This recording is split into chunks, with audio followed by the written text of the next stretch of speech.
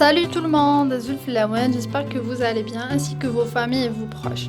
Aujourd'hui, on va vous parler sur un sujet qui fait la liaison entre le monde de la santé et le monde de la chimie. Je vais parler sur un traitement qui est utilisé généralement contre le cancer. Sûrement, je parle à la chimiothérapie. Alors la chimiothérapie, c'est un traitement en utilisant des produits chimiques, comme son nom l'indique déjà. Chimio, c'est chimie, thérapie, c'est traitement.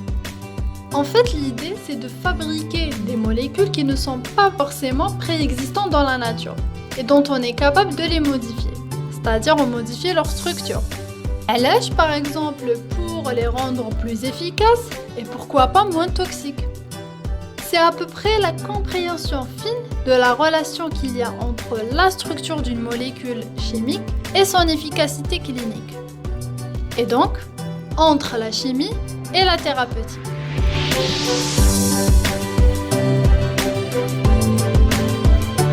Pour comprendre comment la chimiothérapie agit sur le corps, on doit d'abord comprendre c'est quoi le cancer.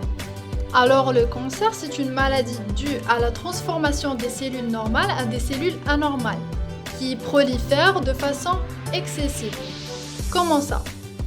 L'organisme diana qui il est constitué de milliards de cellules. Et les cellules se renouvelent et se multiplient et se cadrent de façon régulière selon le besoin de notre corps qui lui-même doit contrôler cette multiplication.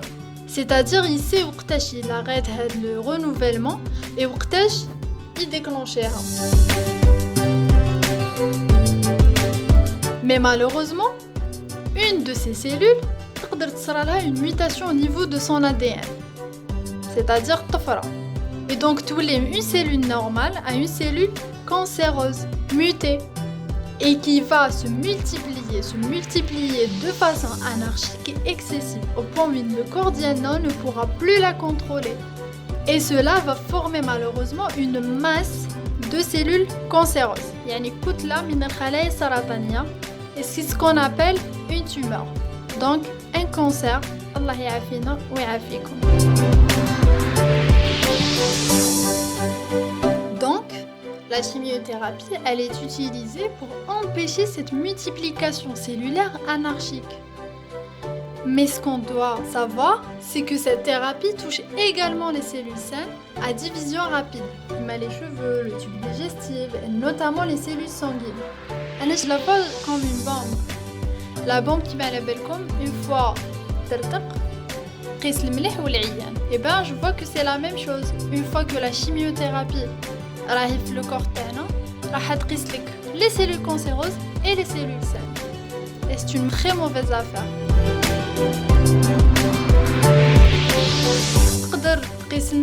Les globules rouges, donc ce qui va provoquer par la suite une fatigue intense.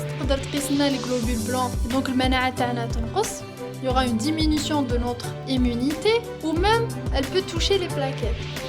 Et ce qui va augmenter par la suite le risque de saignement. Je vais vous donner un exemple d'un médicament qui est utilisé pour la chimiothérapie, c'est le fluorouracil.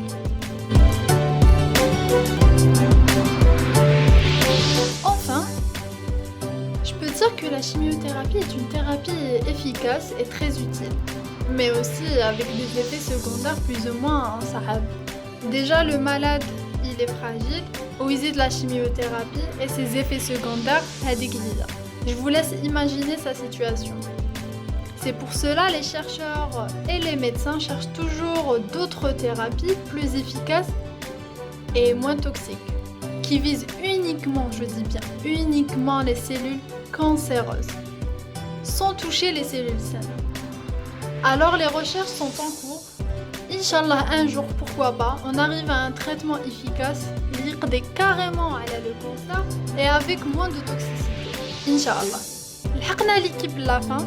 J'espère que استفدتوا من هاد quelques minutes et نقول لكم ربي يحفظكم ويحفظ vos familles et الله يشافي جميع المرضى ويرحم الموتى.